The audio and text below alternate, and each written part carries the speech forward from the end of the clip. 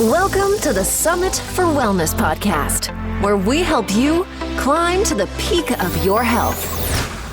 And now, here is your host, Brian Carroll.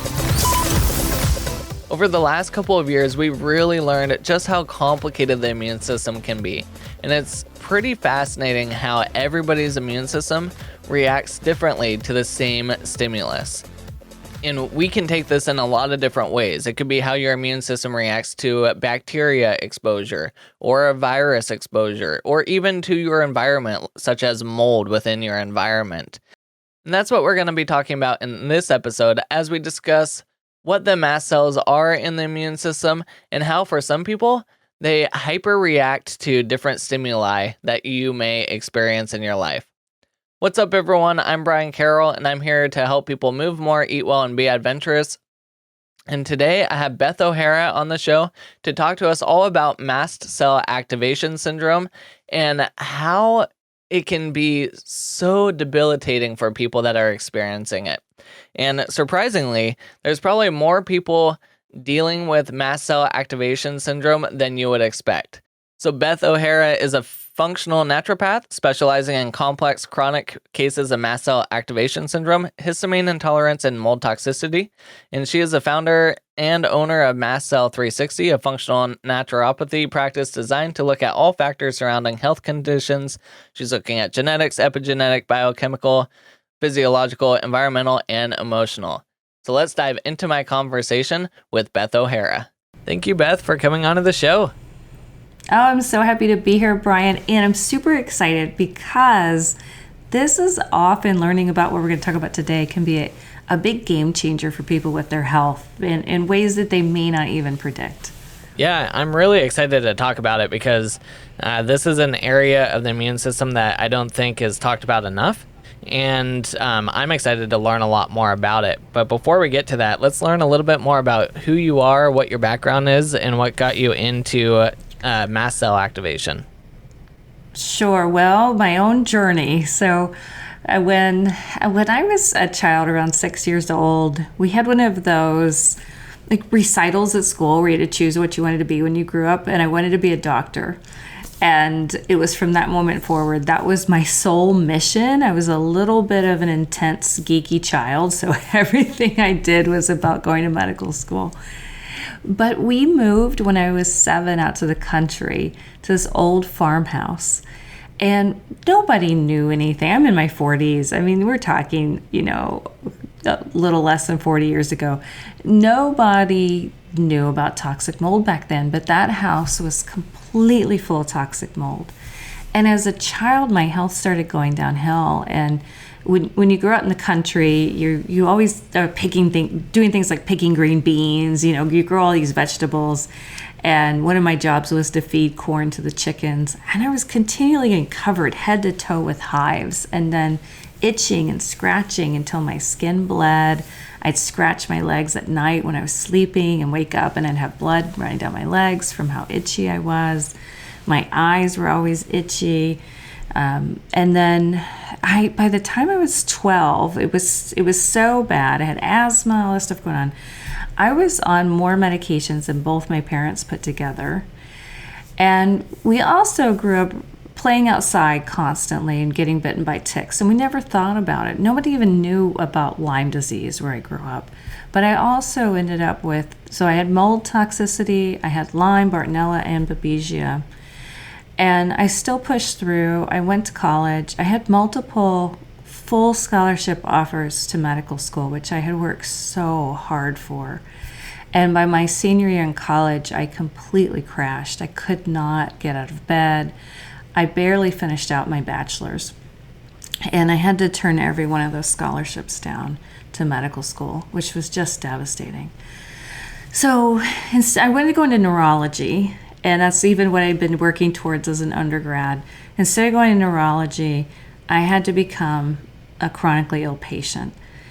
And I made the route. I exhausted everything traditional medicine had to offer. I tried everything I was asked to try. By the time I was 28, my friends were still out going to clubs and dancing. I was barely hobbling with a cane. I could hardly make it across the room to the bathroom. And I was having daily panic attacks, horrible anxiety. I couldn't sleep. I could just drift. So I had all this brain involvement. I still had all these allergy issues. My digestive system had been a mess since I was a child.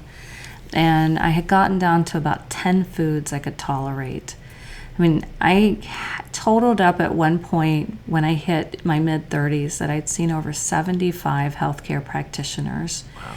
And they had all told me I was the sickest person they'd ever seen. The best ones compassionately said, I'm really sorry, but I don't know what else to try. And the ones that were caught in fear or caught in ego would tell me that it was all in my head.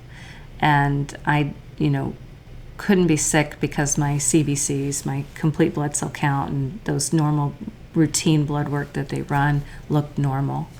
But I was far from healthy, and I was far from okay. And that also was just devastating to be told that, because I was trying so hard and working so hard. But when the best functional medicine doctor I had access to told me that, I worked with him for 3 years solid, and I got more and more sensitive to where even a little bit of quercetin, which should have been really mast cell stabilizing, was making me anxious. Curcumin, that's an anti-inflammatory, was making me more inflamed. And things like GABA were making my anxiety worse. I was having these paradoxical reactions. I kept getting more sensitive to supplements, and he finally said, we've reached the end of what I know to do. And I drove home, Brian, and I thought, I can quit now and either find some way to numb out for the rest of my life, or find some way to not go on, or I'm going to have to figure this out. And I was able to lean back on my pre-med background. And with the little bit of brain energy that I had each day, I started studying. I started putting pieces together. I found out the mast cell activation piece from Yasmina Kallinston, who ran what's now called Healing Histamine. And that was a big game changer. That was a breakthrough. But I still didn't know what was keeping my mast cells, this part of my immune system, just on fire and so dysregulated. And that took more time to put together. But when I hit the mold toxicity piece, and that was really studying Neil Nathan, who's now a close mentor of mine, that turned my health around and got my life back to where I was able to go back to graduate school. I didn't do medical school at that point because I was more into the holistic minded approaches, but I got my master's in marriage and family therapy. I got my doctorate in naturopathy. I opened Mast Cell 360, and I run a busy practice. I work full time. I can go hiking. I haven't been on a cane in 10 years. And I'm going to go to the Grand Canyon next week and go hiking. And so my life now feels like this whole different person. And the story I told you feels like an entirely different lifetime, like something that it doesn't even, I still have to take care of my health, but it doesn't touch what happens today anymore. Yeah, it's pretty amazing because just dealing with one of those issues, whether it's mold, Lyme, Bartonella, just one alone is really taxing to someone's health.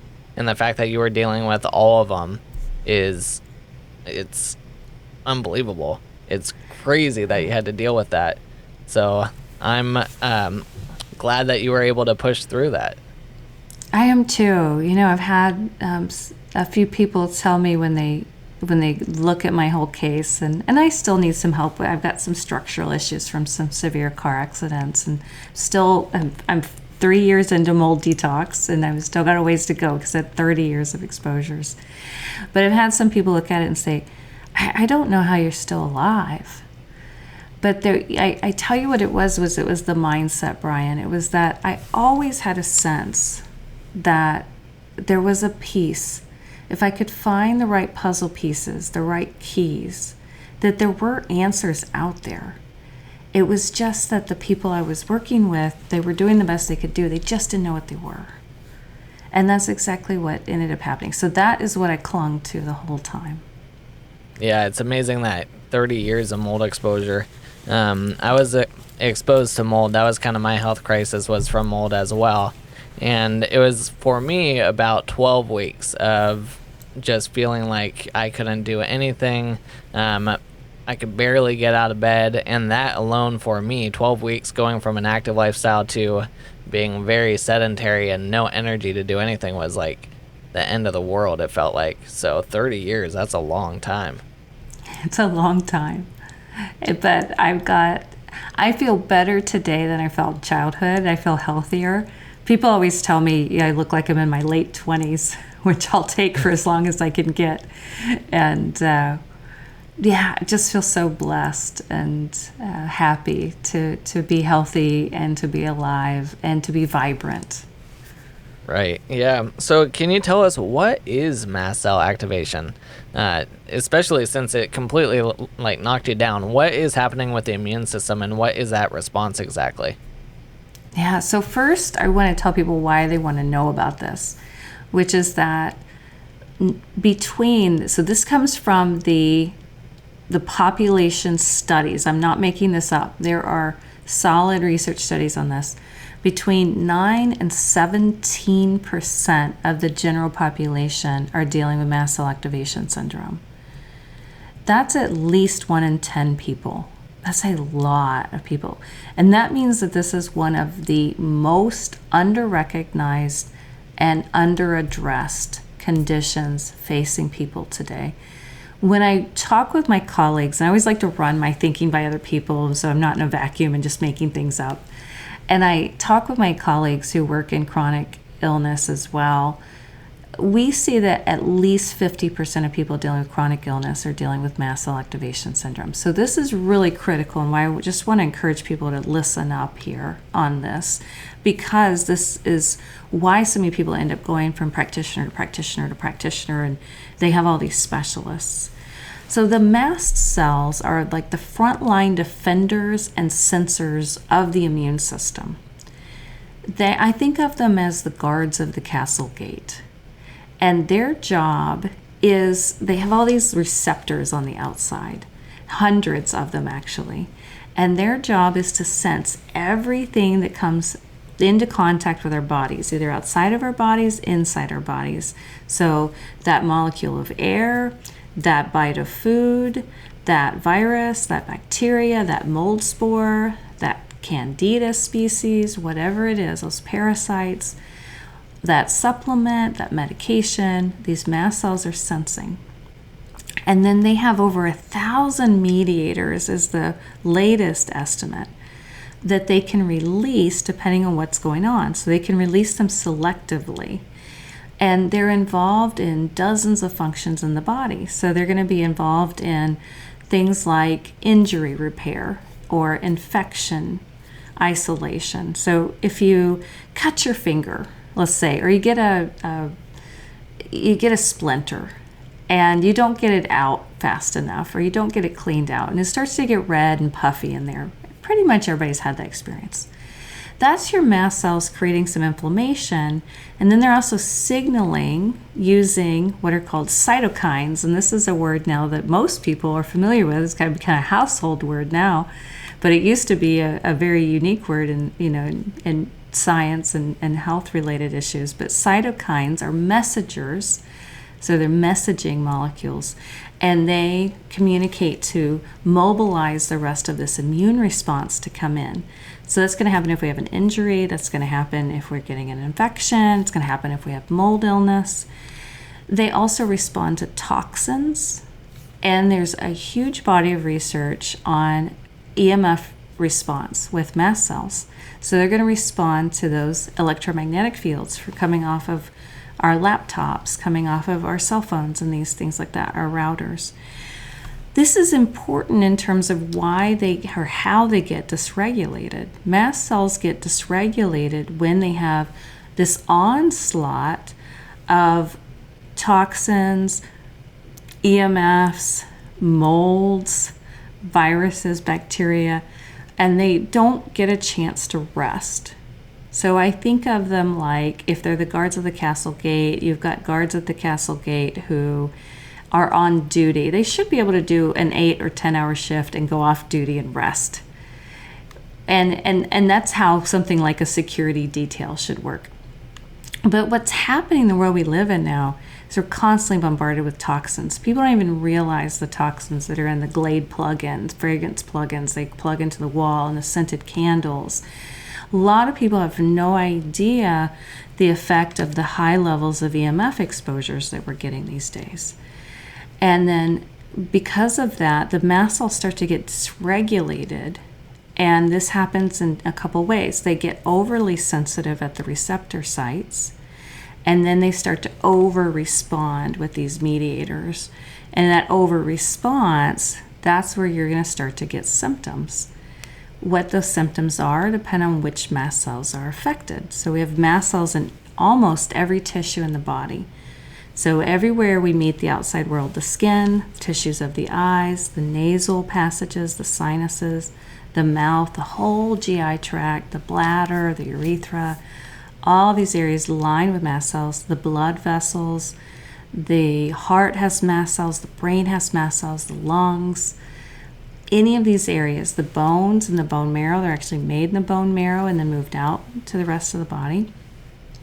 So somebody may have the classic symptoms, which are going to be flushing, itching, hives, allergy-like symptoms.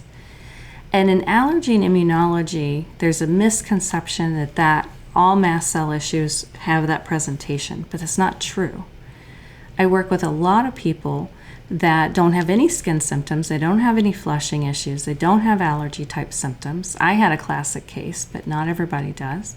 I work with a lot of people who have things like GI symptoms, they've got brain fog, they can't sleep, or they've got heart palpitations, they've got food sensitivities, they've got muscle and joint pain. So you can see it show up in these different ways. The key is that you have symptoms in 2 or more systems of the body. So a system might be the GI system and the muscular system, or the joints, the eyes, the nervous system.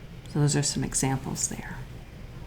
So would you say that people experiencing like seasonal allergies, pollen allergies, etc., would that for the most part just be like a generalized mast cell activation exposure? So if people that don't really understand what it would be like to, come in contact with mold, and it's so devastating that it puts you into a bed or it causes you to need to use a cane or a walker. If people are trying to understand what it's like to go through an experience with the mast cells being activated, would the seasonal allergies be a good example? If there are other things going on as well. Okay. If a person only had seasonal allergies, that actually wouldn't fit the criteria. They'd have to have allergy issues and something else is going to be showing up. And it can get better and worse, but generally it's not going to be just that fall season or just that spring season when somebody has trouble. Okay. And so someone that is experiencing mast cell activation and their immune system is really ramping up, is there a way to test to see exactly what's going on, or are you just basing things based off of their symptoms? That's a great question, and one that's still up for a lot of hot debate. So I'll tell you what the official diagnostic criteria is, and then I'll tell you some of the differing viewpoints. One thing we have to know is that Mast Cell Activation Syndrome did not get a diagnostic code until 2016. So before then, it was considered in a theoretical phase. Now, it's been studied since the 1980s. It's been proposed for decades, but it was finally officially accepted. And that was a huge breakthrough and big milestone for those of us dealing with this, for it to get that status. For it to get that status, it had to have criteria that could be repeated. But it's quite new in comparison to things like criteria for type 2 diabetes, for example. That's been around for a very long time. That has been hammered out. But when that first came to light, and that was first presented as a diagnostic criteria, the type 2 diabetes had to go through evolution as well. So everything has to go through evolutions. Now, I don't diagnose people, so I'm just sharing information. and education, but I can share the information about what this is, and you can look this up. So the diagnostic criteria is that 1, there are symptoms in 2 or more systems, just like we described.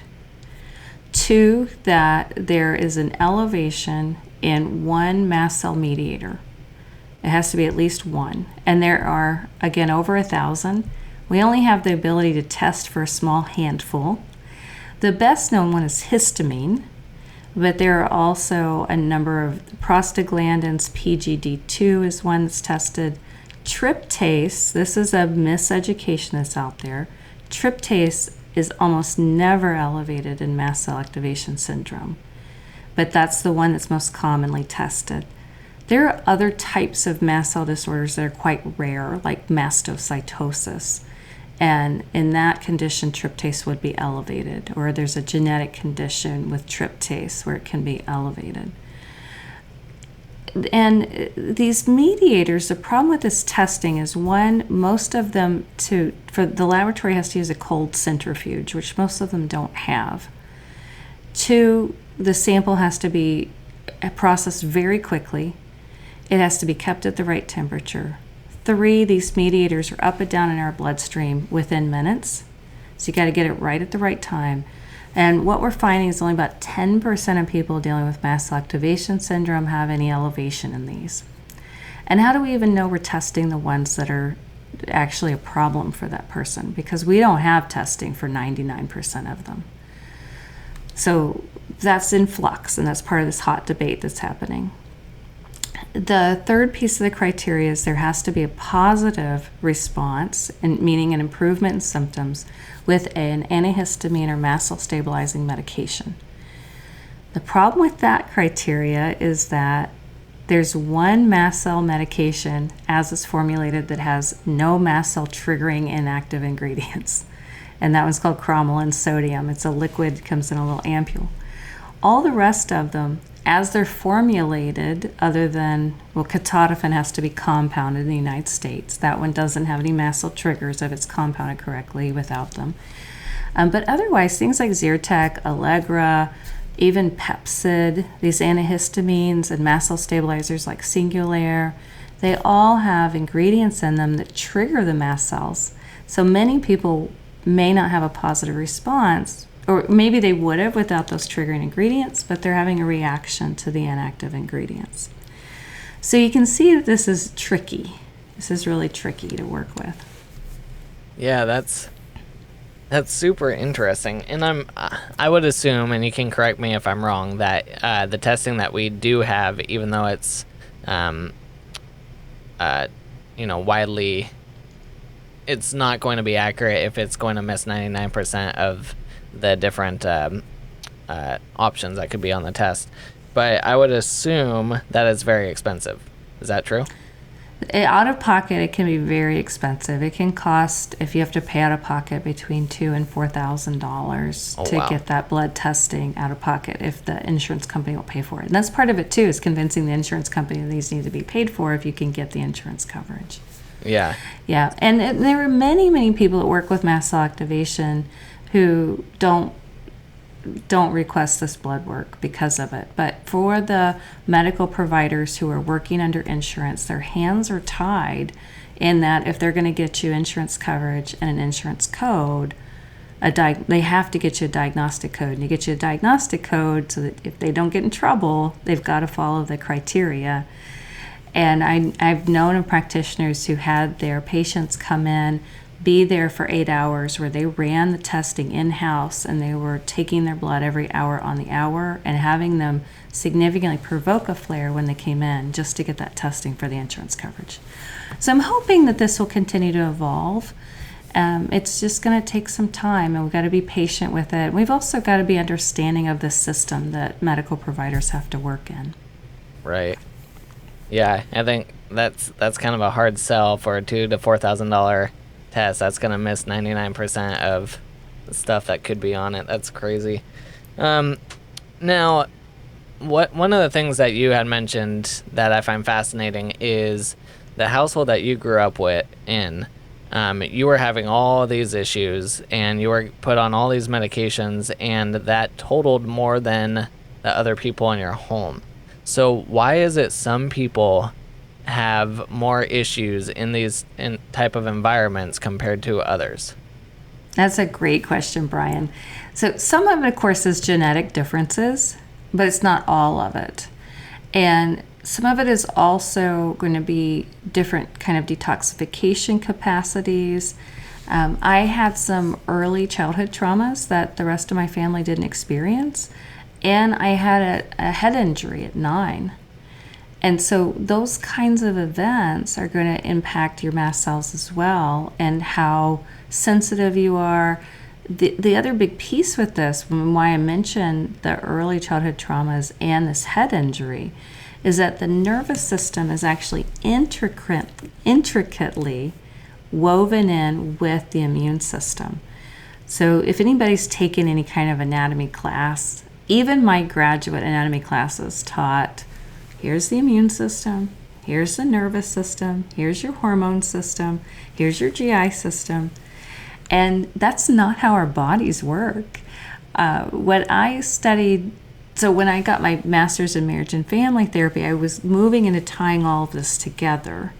And my undergraduate was in what's called physiological psychology, which is really the wiring and the physiology of how our minds work and how psychology, the neurotransmitters and all that cool stuff behind our thoughts and our moods.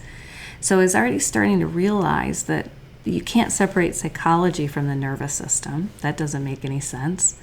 And so you also can't separate the immune system, the gut, or the hormones from the nervous system, because the nervous system is the communication network of our whole body.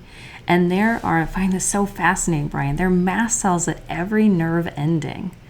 And every mast cell has receptors for the neurotransmitters and the neuropeptides that are coming, being released from the neurons. And then every nerve ending has receptors for the mast cell mediators. And they're in this constant communication feedback with each other. This is literally and exactly how things like stress, trauma, and injuries, and even having a vertebrae out in your neck that puts pressure on a nerve, pain, triggers our immune system. And things like, we can go off on a tangent, but I'm going to try not to, and things like autoimmunity. And then there's a massive amount of the immune system in the gut, massive amount of nervous system in the gut. So all of that ties together. And this is why when we're dealing with things like immune dysregulation with mold toxicity, we have to address the nervous system. And I talk about in my courses that addressing the nervous system, calming down the nervous system, managing our stress is at least 50% of the healing process. It's as important as the foods we're choosing and the supplements. And I just want to say that again, that these things that support the nervous system, which we're not giving enough attention to, but are a game changer in chronic illness. And this is what turns the corner for people I work with sensitivities. Our whole practice changed when we brought this on board. Is just as important as getting the right supplements, getting the right foods on board. Yeah, and I think a lot of people forget that there's a lot more stressors than just our perceived experience of stress. Like driving to work, yes, that's a stressor, but your environment, if you're breathing in mold spores, that's also a stressor. So there's a lot of different types of stressors that are impacting the body.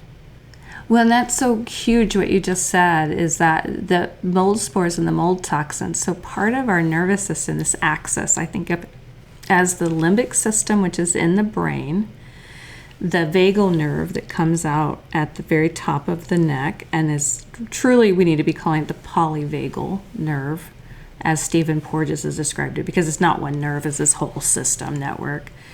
And the mast cells are all part together of this sensing defending network. There's a nerve that goes from our nose right into the limbic system of the brain called the olfactory nerve. So olfactory meaning the sense of smell. And whether we can register or not, we pick up mold toxins. And to just illustrate how this works, anybody who's ever been hiking and had the hair on the back of their neck stand up, or you've started to get into an elevator and your gut sank and you're like, I don't know about getting on the elevator with that person. You actually smelled something and it triggered this deep instinctual response, which is in the limbic system. So even reptiles have a limbic system, and that's our fear and emotion center. And it does get overactivated with trauma, but also mold toxins are a huge dysregulator of the limbic system and the vagal nerve signaling. And that's again why if we have mold toxicity, we have to reboot that limbic and that vagal system in addition to the mast cell side of this to get through, particularly people who are really sensitive and have been sick for a long time. Right. Yeah, and I like what you were talking about earlier, how anatomy and just science in general has really become very reductionist. Like, we try to specialize. We have gut specialists, we have immune specialists, we have, orthopedics, we have, everything is just so specialized and no one's really talking to each other. But that's not how the body works. Everything in the body is talking to other parts of the body. Everything's connected to other parts of the body. There's not anything, at least that I know of, in the body that works all by itself without being impacted by anything else. And that's why and these specialists are really important, right? Because you need somebody, if you need a colonoscopy, you want somebody, all they do is colonoscopies. You don't want a generalist for that. But you need somebody also on the team that can see the whole and see how these pieces are fitting together. How do they tie in together? How is the nervous system pieces affecting what's happening here with motility? Even just if we take a really simple example like chronic constipation, well, a lot of times people who they're taking magnesium and they're taking the prokinetics like ginger and they're doing all these things they do for motility and it's not working, a lot of times the vagal nerve hasn't been addressed. The vagal nerve is what actually signals for that muscular movement to happen. Perfect. So one of my questions I was going to ask you is, once you have a mast cell activation syndrome episode, is it easier for you to go through another episode once you are exposed to the right environment? Yeah, that's a good question too. People can get more sensitized over time if they're not addressing the underlying root causes, and that's typically what's seen. And in traditional medicine, mast cell activation syndrome is usually seen as progressive and degenerative.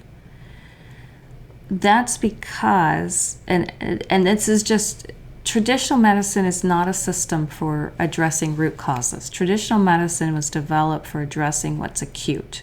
So I'm not knocking traditional medicine at all. If somebody's arm gets cut off, I can't help them. Please don't call me. Go to the ER. They will save your life.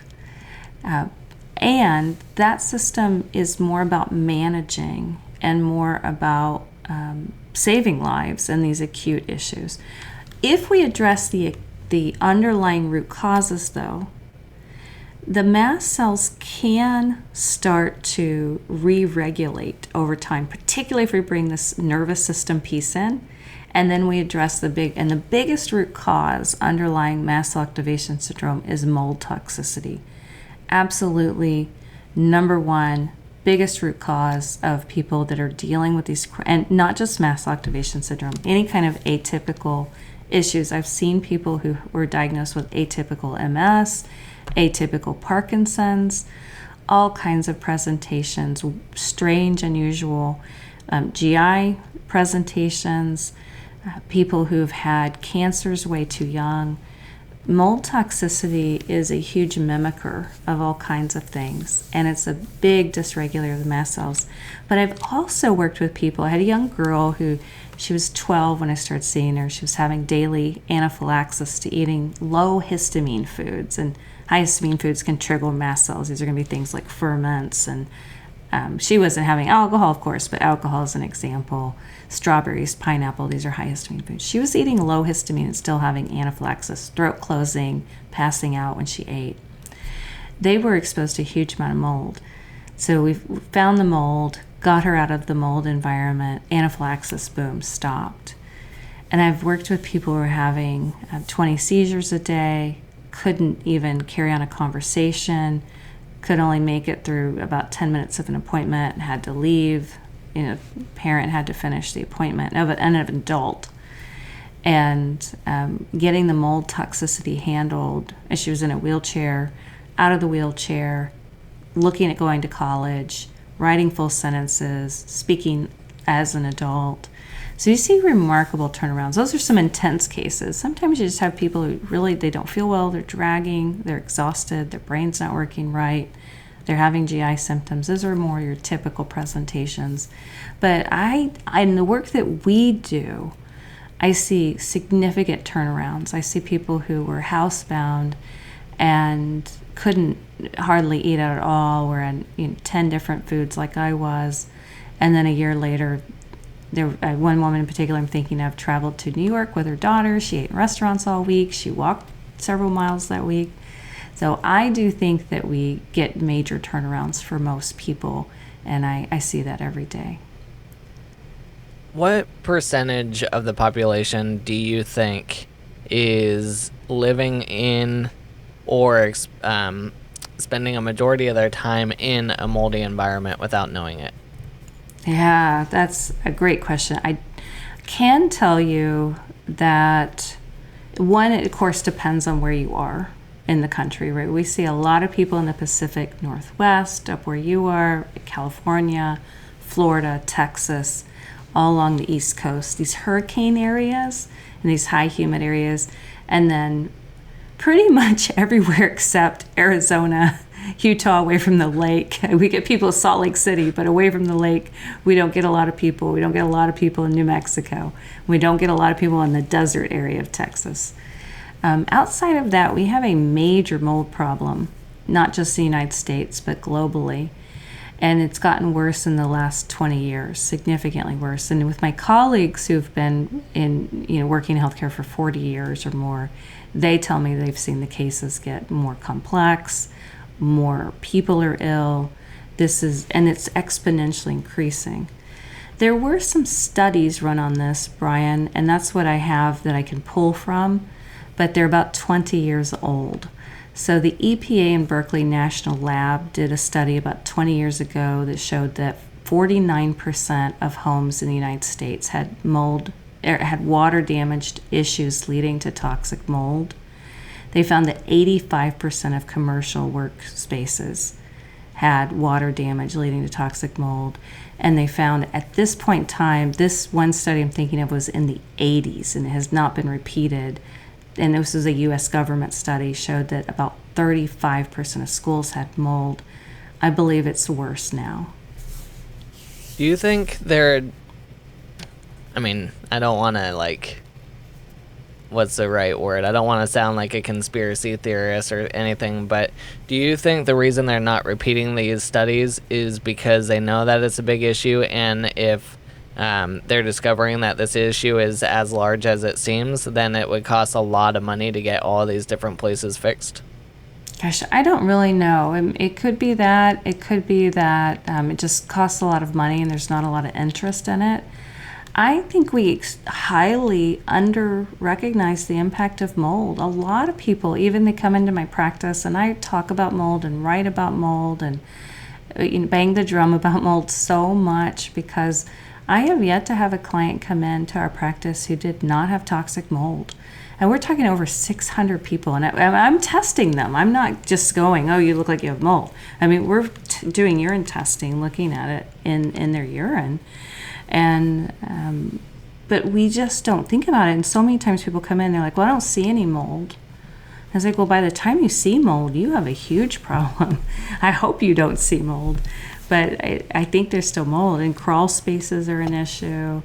That's a big problem. And the humidity. We build houses tighter now. So because of the building code changes we went through in the 70s and then again around 2000, and this building code change holds moisture in the walls. And anytime you have humidity above 50%, you're going to have mold growth. That's just a given. because it's like, I think of like the old Gremlin movie. I don't know if you remember that movie, but in the Gremlin movie, you couldn't get Gizmo wet, because if you got him wet, he'd turn into the gremlin. The gremlins would like spawn off of him. That's kind of like what mold does. You don't want to get those spores wet. And then I have some really good colleagues who are some of the top mold inspectors in the country. And they've told me that, and they've been doing this for decades, and they told me that they really noticed an explosion when around 2000 to 2006 was when we started bringing these Wi-Fi routers into our homes, got off of the dial-up, and we started using more, people started getting more cell phones, and they saw a big explosion with that. And what's being observed, this needs to be studied more, but what's being observed is around the areas of Wi-Fi routers and homes that are smart homes with a lot more EMFs have worse mold issues. So it seems to be triggering the mold to produce more toxins and more spores, because they see it, the mold experiences it as a threat. Interesting. I know up here, I think 2 years ago now, there was a big mold issue at the Seattle Children's Hospital, and to the point where they actually lost a couple kids from exposure to mold. And, these are supposed to be pretty sterile environments, these hospitals, and they still had mold in their hospital. I have a lot of hospital workers, and I hear a lot of horror stories. Yep. Yeah, it's concerning. And I also know there's a lot of kind of like what you mentioned, where you get hurricanes or flash flooding or stuff, just water damage in these homes, and people will dry out their homes, but if it's been wet for more than 24 hours, and the likelihood of mold already growing at that point is pretty high. And you've got to rip out those water damaged materials and replace them. And you have to go 2 feet out from the visible water damage. And the reason is mold has what are called hyphae. They're little tendrils that are like plant roots but microscopic. So you're not going to see them. But if you don't cut all of that out, it can regrow from a nanometer of tendril of that hyphae and just keep going. So you've got to cut out beyond where the visible water damage is. 2 feet is usually the standard on that. Wow. So quickly, let's go over a couple different ways to manage mast cell activation syndrome. And I know it's going to be very individualized with people. And I would assume that the first step, if you're in a moldy environment, is to get out of that environment as best that you can. So what else can people do to try and manage MCAS? Yeah, so I can give you the framework. Definitely get out of the toxic exposure, particularly if there's mold toxins. I've also had people who got sick from things like a traditional mattress that was off-gassing, things like flame retardants. So think about what the triggers are. And it's very important to identify those. And we've got even a free root causes report people can access if they want to think about what those might be for themselves. Then start working on the nervous system, particularly if you're sensitive. Sensitivities are very nervous system driven. When we talk nervous system, I'm not talking about downloading or listening to some relaxing meditation music on YouTube. That's great, you could do that, but it's not going to do what we're talking about. You have to reboot the limbic and the vagal system. So these are going to be things like the Gupta program or DNRS. For the limbic system, those are the two main options for the limbic system. In the vagal nerve, there's things like brain tap, there's things like Safe and Sound Protocol. There's a great book everybody can get as long as they go very gentle and listen to their bodies, called Accessing the Healing Power of the Vagal Nerve. And it has really good exercises for the vagal nerve. These are not gargling and singing. These are specific targeted exercises. The key I'll tell everybody is if you're sensitive, be very gentle. You don't have to, he says, that you move your eyes. He says, look as far as you can. You don't have to do that. You can look gently at an angle. Don't do anything that's going to feel bad. So that's a very small example of some of the options there. And some people like me have needed a lot of support there. And we've got a whole course that can teach people how to do that called the Mast Cell Nervous System Reboot. Then we have to support the mast cell calming. And these are going to be targeted supplements. Some people also need some targeted mast cell medications, hopefully without the triggering inactive ingredients if they're sensitive. And there's all kinds of supplements. Some of the most popular ones, I can't tell everybody they'll tolerate it, but the most popular ones are things like quercetin. One of my favorite is perilla seed extract. And one that most people can do well with if they don't have high blood pressure is actually baking soda. Is a really good mast cell modulator. So, but if you have high blood pressure, that has sodium, so you got to watch that if you have high blood pressure. Those are the 3 starting steps. And then if you have mold toxicity, and I recommend everybody check for mold toxicity. It's amazing how common. Most of my clients end up checking their family members who aren't even sick, and they find mold toxins. And a lot of times these tests come back with very small levels in the beginning, and people don't think they have mold toxicity. But the big deal here is that most of the people that are sick are poor detoxifiers, and mold toxins stay stuck in the tissues. So you can't get it out of the tissues, then you can't see it on the urine. So you shouldn't see anything on those tests. And the best test to do is real-time mycotoxin urine test or Great Plains. And I recommend people at a minimum get real-time at least. And then if you have the budget for it, also get Great Plains. But if you see a little minuscule amount, don't be fooled. And if it shows in their normal level, don't be fooled. It shouldn't be there. And as you go along and detox those levels usually go up over time as people can excrete better and detox better, and then they come down and they finally get rid of it. Perfect. Well, Beth, is there any final things that you want to make sure that we touch on when it comes to mast cell activation syndrome? Yes, that this is a journey and it's not a quick fix. And I wish I had a quick fix for it. But as you know, even from your own journey, and you had, in my perspective, a very short window of chronic illness, which was quite rare from the people I work with, that you know as well as anybody going through this, that this takes a while to unfold, and this can take people anywhere from 1 to 3 or 4 years to go through. The way to get through this is not try to do it all at once, because you're going to get overwhelmed and you're going to crash and burn. But to do step by step by step, and just to keep looking at, well, what can I do next? What can I do at this stage? And to get some help, because this is almost impossible to do alone. I had to get a graduate degree to do this. And most people don't have that luxury. Most people don't have the pre-med background. It's okay to get some help. We have a ton of free resources for people, even if they can't take a course. We've got a lot of resources on our blog for free. We have Facebook Lives most Mondays on different topics for free, and a whole community, so you don't have to do this alone. Awesome. And all that can be found at mastcell360.com. And you got your 3 courses. Did you mention all 3, or did you just talk about a couple of them?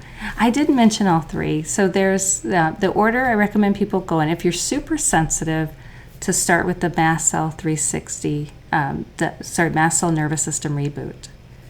If you're not super sensitive, you could jump into the supplements class, which is the top 8 mast cell supporting supplements masterclass. And then if you're really interested in mold, check out the MC360 Precision Mold Masterclass. And there's a basic level for people who just like the basic. There's an advanced for people who are the health geeks and like to listen to podcasts like this and get all into the juicy details. And that covers the basics on the nervous system and the supplements class. So you could start there if you're not super sensitive, and then you can go back if you need more details on those sections. Awesome. Well, thank you so much, Beth. I have one final question for you, and that is, what is your vision of what healthy looks like, and what are 3 things you do daily to reach that vision? I love this. My vision of healthy is, and it's why we call it Mast Cell 360, it's a 360 degrees. It means that we're attending to not just our physical bodies, but our emotional selves, being our healthiest emotional selves, that we're being compassionate with ourselves, and gentle and loving, that we're taking care of our nervous system on top of eating healthy, eating clean, getting exercise, and all those things you'd normally think of, getting time in nature. That's my view of health, that we're attending to our entire selves. And the 3 things daily that I do spend time in nature every day so that I can slow down and I can listen to something that's deeper than just my mind chattering. And so I get that in every single day, no matter what. Even if it's raining, I get on my raincoat and I go outside into the woods. I work on my detox pathways every day, and I take binders every day because we have so many toxins. Even outside of mold detox, we have so many toxins. And then I listen and pay close attention. What's my body needing today in terms of, do I feel like I need more protein? Do I need more fat? Do I need some exercise today? Do I need to rest today? So those are probably the 3 things I definitely do every day. What's your favorite binder? Oh, would I have to pick one? They all do different things. Or go ahead and name a couple of them. Well, I was on a research team that with Joe Mather and Neil Nathan and Emily Gibbler, and we really mapped out from the research data what these binders target. So for me, it's about what toxins do we have, what mold toxins do we have, and matching it to that. So it's very personalized. My favorite binders for myself are a combo, and I take charcoal, chlorella, zeolite, bentonite. I take Saccharomyces boulardii, which also acts as a gliotoxin binder. And I actually take Welchol, which is a prescription binder. So I'm taking 6 binders right now. And can you take binders with food or other supplements, or do you have to separate them? Yeah, that's a good question too. So it depends on the binder. Some binders have a negative charge. And if they have a negative charge, most of the other things that we do, foods, medication, supplements, have a positive charge. So the studies actually were animal studies where they fed them very high dose binders like charcoal and bentonite and with their meals. And we're talking the equivalent of around 1 kilogram per person would be the human equivalent. Nobody takes that much binders. But they didn't have any nutrient depletion. So I thought that was really interesting because there's so much worry about that. But I do try to get them away from supplements and medication. So those are charcoal, chlorella, bentonite, and zeolite. Then Saccharomyces boulardii, Welchol, these have a positive charge. Cholestyramines, a binder too, sometimes positive charge. Those are taken with food. Perfect. Good thing I asked. I know there's always a lot of worries about that with binders, that you could cause nutrient depletion. So that's why I wanted to ask. Yeah. Well, Beth, thank you so much for coming on. We could easily talk about this for hours and hours, but I want to respect your time and respect the listeners' time. So we'll probably have to have you back on in the future and dive down a little deeper. I love that, Brian, and thank you so much for teaming up with me to get this information out to people. As you can see, the immune system is very complicated. And if you know that you've been exposed to environmental toxins such as mold, then reaching out to someone like Beth O'Hara is definitely in your best interest, especially if you're having major reactions to these environmental toxins. You want to make sure you're taking care of that ASAP before you get so debilitated that it's very difficult to recover. So to learn more about Beth O'Hara, go to mastcell360.com and you can learn more about her over there. And if you want links to anything that we talked about in this episode, then head on over to the show notes. We have transcripts, we've got timestamps, etc. of everything from this episode at summitforwellness.com/161. Next week, I have Dr. Amy Killen on the show. Let's go learn who she is and what we'll be talking about. I'm here with Dr. Amy Killen. Hey, Amy, what is one unique thing about you that most people don't know? I'm obsessed with dance movies, like Footloose.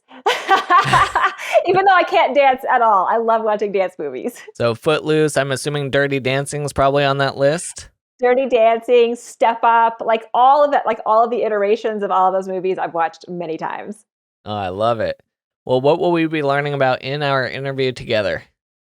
We will talk about sex and skin, specifically regenerative approaches to healthy sexual health as well as healthy skin, how we can use things like stem cells and light based therapies and hormones and lifestyle and all these things and combine them to have amazing sex and skin. And what are your favorite foods or nutrients that you think everyone should get more of in their diet? I'm a big fan of omega-3 fatty acids. I think they're amazing for hormones, for sexual health, and for skin health. And I'm also a big fan of nitrate-rich vegetables and fruits, things like spinach, things like beets, because those are also really important for blood flow. And what are your top 3 health tips for anyone who wants to improve their overall wellness? My number one thing is to get good sleep, and that's 7 to 8 hours a night. Of course, the second one has to be exercise. And the last one actually is to work on stress and how you deal with the outside world. Because if you can't handle that, then it's really hard to become healthy. It was a lot of fun chatting with Dr. Amy all about regenerative medicine and anti-aging practices. So until next week, keep climbing to the peak of your health.